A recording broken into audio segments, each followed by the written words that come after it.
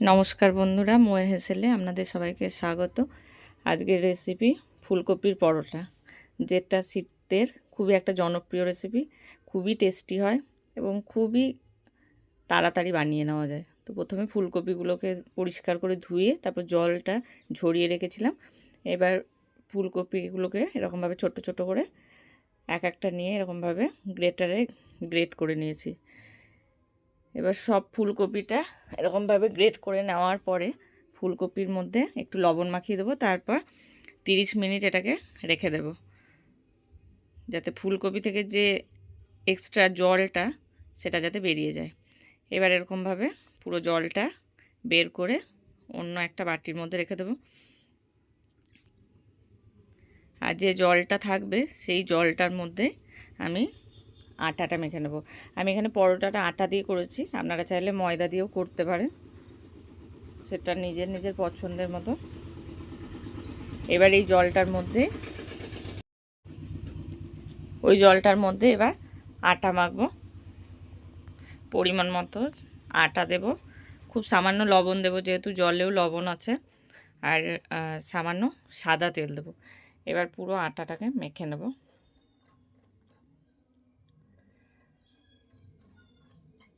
এখানে সাদা তেলের পরিবর্তে অনেকে ঘিও দিতে পারে, যার যেমন ইচ্ছে। শীতকালে এই পরোটাটা খেতে খুবই ভালো লাগে, আর খুব একটা ঝামেলারও নয় এটা বানাতে, খুব সহজে এটা বানানো যায়। তো এবার অল্প অল্প জল দিয়ে আটাটা মাখবো।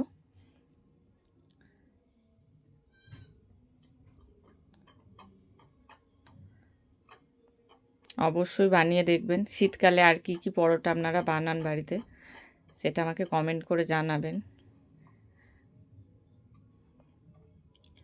এবার আটাটা মাখা হয়ে গেলে এটাতে আটার গায়ে সাদা তেল মেখে এটাকে রেখে দেব। এবার পুরটা বানিয়ে নেব। তার জন্য কড়াইয়ে সর্ষের তেল দেব, তারপর জিরে ফোড়ন দেব। তেলটা গরম হয়ে গেলে জিরেটা একটু ভাজা ভাজা হলে হিং দেব, তারপর লঙ্কা ছোট্ট ছোট্ট করে কুচি করে রেখেছি সেটা দিয়ে দেব। এবার আদা বাটা দেব। আদা বাটাও দেওয়া যায় বা আদা একটু গ্রেট করেও দেওয়া যায়। এবার এটাকে মশলাটা কষিয়ে নেব। তারপর একটু হলুদ দেব, হলুদ দিয়ে আবার একটু নেড়ে নেব। এবার আগে থেকে যে জল ঝরানো ফুলকপিটা ছিল সেটা দেব, তার আগে ধনে গুঁড়ো দেব।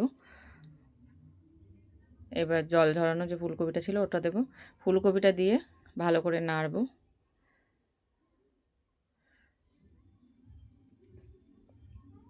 ভালো করে কষাতে হবে মশলার সাথে। এখন কিন্তু আমি লবণ দিইনি, লবণ দিয়ে দিলে একটু জল ছেড়ে দেবে, দিয়ে কষাটা ঠিক মতো হবে না। এবার অনেকক্ষণ কষার পরে লবণটা দেব। লবণটা দিয়ে আবার একটু ভাজা ভাজা করে নেব। এবার পুরটা একদম তৈরি হয়ে গেছে। একদম শেষের দিকে দেব ভাজা জিরের গুঁড়ো আর আমচুর পাউডার দিয়েছি একটু। এটা একদমই অপশনাল, ইচ্ছে হলে দেবেন, নয় দেবেন না। এবার ভালো করে এটাকে মিশিয়ে নিতে হবে। তারপর পুরটা একদম ঠান্ডা করে নিতে হবে। এবার যে আটাটা আমি মেখে রেখেছিলাম ওটা থেকে লেচি কেটে নেব। এবার আমি যেরকমভাবে পুরটা ভরছি এরকমভাবে পুরটা ভরবেন, তাহলে একদমই ফেটে যাবে না বা আটার গোলাটা থেকে পুরটা বেরিয়ে যাবে না বেলার সময়। এরকমভাবে একটা বাটির শেপে করতে হবে। প্রথমে একটু হাতে আটা নিয়ে নিচে ঠোলটা করার সময় এই বাটিটার নিচের অংশটা মোটা থাকবে আর চারিদিকটা পাতলা হবে। তারপর ফুলকপির পুরটা ভরে এরকমভাবে করে ভরে নিতে হবে। আরও একটা ভরে নেব এরকমভাবেই সেম প্রসেসে। দেখুন আমি অনেকগুলো পুর রেডি করেও রেখেছি। নিচের দিকটা যেন মোটা থাকে সেইটা খেয়াল রাখতে হবে, তাহলেই বেলার সময় পুর বেরিয়ে যাবে না। এবার ফুলকপির পুরটা এরকমভাবে ভরে চারিদিকটাতে এরকমভাবে প্রেস করে দিতে হবে। তারপর এটা রেডি করে নিতে হবে। এবার আমি এগুলো বেলে নেবো। সবগুলো পুর ভরা হয়ে গেছে, এবার বেলে নেবো। আর তার আগে একটু সাদা তেলের সাথে গাওয়া ঘি দিয়ে রেখে এটাকে একটু গলিয়ে নিয়েছি। এবার সামান্য একটু আটা দিয়ে এটাকে বেলে নেব। আলতো হাতে বেলতে হবে, চারিপাশটা সমানভাবে বেলতে হবে, যাতে চারিধারটা সুন্দরভাবে বেলা হয়, নইলে পুর বেরিয়ে যাবে। তখন পুর বেরিয়ে গেলে ভাজাটা ঠিক মতো হবে না। আর এদিকে আমি গ্যাসের মধ্যে তাওয়াটা গরম করতে দিয়েছি। তাওয়াটা একটু গরম হওয়ার পর আমি পরোটাটা দেব, তাহলে তাওয়ার মধ্যে চিপকে যাবে না। দেখুন কি সুন্দর বেলছি আমি এদিক ওদিক করে, এবং অনেকটা বড়ও করেছি, তাতেও কিন্তু আমার একটুও পুর বেরিয়ে যায়নি। এরকম প্রসেস ফলো করলে একটাও পুর বেরোবে না এবং খেতে খুবই সুন্দর হবে। খুব টেস্টি হয় এই পরোটাগুলো খেতে, শীতকালে ভালোই লাগে গরম গরম খেতে। তো এবার তাওয়াটা গরম হয়ে গেছে, তাওয়াটার মধ্যে পরোটাটা দিয়ে দেব। তারপর প্রথমেই আমি দুদিক শুকনো তাওয়ার মধ্যে সেঁকবো, তারপরে যে আমি গাওয়া ঘিয়ের সাথে সাদা তেল মিশিয়ে রেখেছি ওটা দিয়ে সেঁকবো। দু পিঠটা আগে শুকনো তাওয়ায় সেঁকে তারপর সেঁকবো, তাহলেই ভিতরটা কাঁচা থাকবে না। দুদিকটা সেঁকা হয়ে গেছে, এবার যে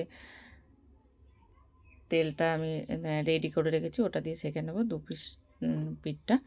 খুব খুব বেশি পরিমাণে তেল দেব না, অল্প তেলের মধ্যে এটা সুন্দর সেঁকা হয়ে যায়। খুব ভালো লাগে খেতে এরকম পরোটা, যে কোনো কিছুর সাথেই ভালো লাগে। আমি মশলা মাশরুম করেছিলাম, যেটার সাথে এটা খেতে অনবদ্য লাগছিল। অবশ্যই ট্রাই করবেন, এবং আপনারা এই ফুলকপির পরোটা কিসের সাথে খান সেটাও কমেন্ট করে আমাকে জানাবেন। অনেকে এটা আচারের সাথেও খায় বা ধনেপাতার চাটনি এরকম কিছু দিয়েও খায়। তো আমি এটা মাশরুম কারি বা মশলা মাশরুম ওরকম করেছিলাম, যেটাও খুব টেস্টি হয়েছিল। তো এটার সাথে আমি পরিবেশন করেছিলাম। দেখুন পরোটাটা আমার দু পিঠই সুন্দর সেঁকা হয়ে গেছে এবং খুব সুন্দর একটা কালার এসছে। এটা যেমন দেখতে হয়েছে তেমনি খেতে হয়েছিল। তো আপনারাও বানাবেন। ভিডিওটি ভালো লাগলে লাইক করবেন, শেয়ার করবেন এবং রেসিপিটি অবশ্যই ট্রাই করবেন এবং কমেন্ট করে জানাবেন কেমন লাগলো।